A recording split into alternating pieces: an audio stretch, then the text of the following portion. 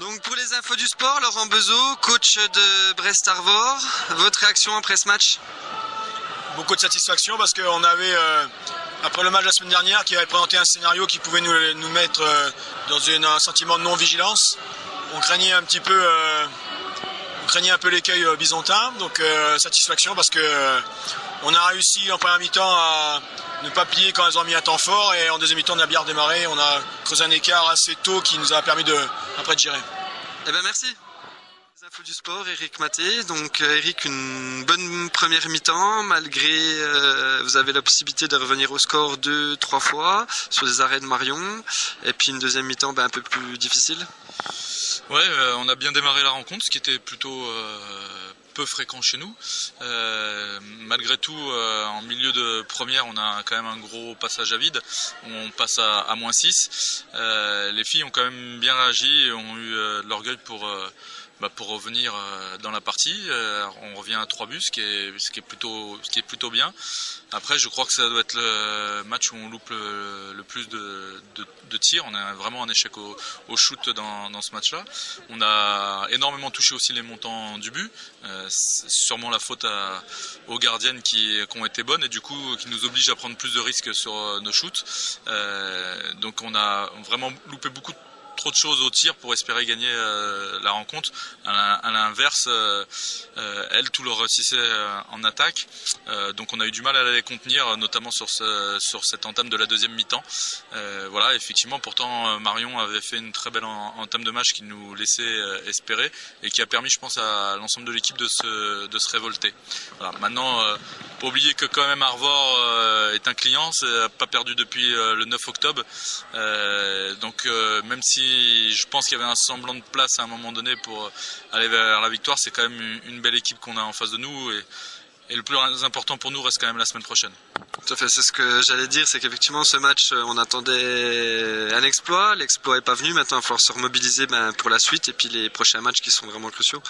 Ouais, tout à fait, puisque dès la semaine prochaine, on joue notre match en retard contre Fleury-les-Aubrais, qui est un match où je pense on a a priori plus d'opportunités que contre Arvor. Après, on a encore un déplacement difficile au Havre, et ensuite on reçoit Cergy et on va à Dijon, qui sont 2 matchs où les équipes sont des concurrents directs pour le maintien, donc c'est ces matchs-là qui seront surtout très très importants pour nous.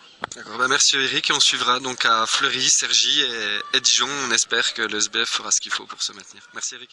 Donc pour les infos du sport, Gladys Boudan, capitaine de Brest-Arvor. Donc vos impressions après ce match? On a gagné, donc c'est le principal, je crois que c'était l'objectif. Voilà, on a pu faire tourner l'effectif, donc c'est bien aussi pour les filles qui n'ont pas beaucoup de temps de jeu d'habitude. Ça a été un peu dur au début, les filles de Besançon se sont bien battues, nous on n'a rien lâché, donc voilà, le score est là, donc on est contente. Une première mi-temps difficile pourtant, là, et vous avez lâché les chevaux en deuxième, on dirait? Ouais, première mi-temps un peu difficile, bon, c'est un peu normal, hein, on est à l'extérieur, les filles de Besançon aussi sont motivées, c'est des bonnes joueuses, donc forcément c'est pas évident. Maintenant, en deuxième mi-temps, on a su faire le travail qu'il fallait. Notre gardienne Maïssa aussi nous a sorti d'énormes ballons, donc voilà, je pense que on a fait un bon match. D'accord, eh ben merci. Merci. C'est quoi ça? Alors pour les infos du sport, Marion Calavé, capitaine de l'ESBF. Marion, forcément déçue après cette défaite. Vous avez bien résisté en première et puis en deuxième période, un peu plus difficile.